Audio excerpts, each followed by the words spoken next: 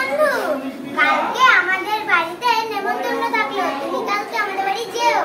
আচ্ছা, আমি তখন এখন আসি। হ্যাঁ। এ বাবা, আজকে তো সায়ক বন্ধুর আমাদের বাড়িতে নেমন্তন্ন আছে, কিন্তু আমি তো ওর জন্য খাবার জোগাড় করিনি, আমার জন্যই তো করেছি। কিন্তু আমার খাবার যদি ওকে দিই তাহলে তো আমার পেট ভরবে না। কি করি আইডিয়া, আমি যা চালাক, ওর এমন জিনিসে দেব ও খেতেই পারবে না।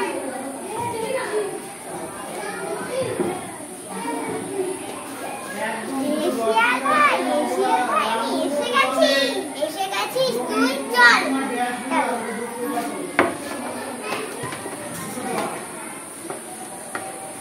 আমি তো খেতে পাচ্ছি না, ও মনে হয় আমাকে খেতে দেবে না বলে আমার এমন করে থালায় দিয়েছে।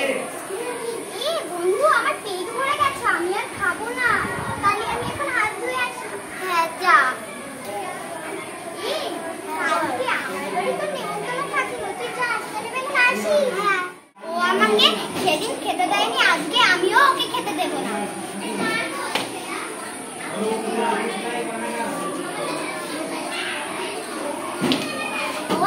বন্ধু, আমি চলে এসেছি।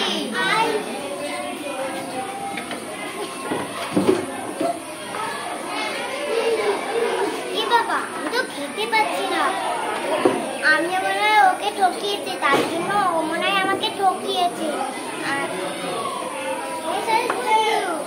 আমার পেট ভরে গেছে, আমি হাত ধুয়ে, এর জন্যই বলে ঢিল মারলে পাটকেল খেতে হয়।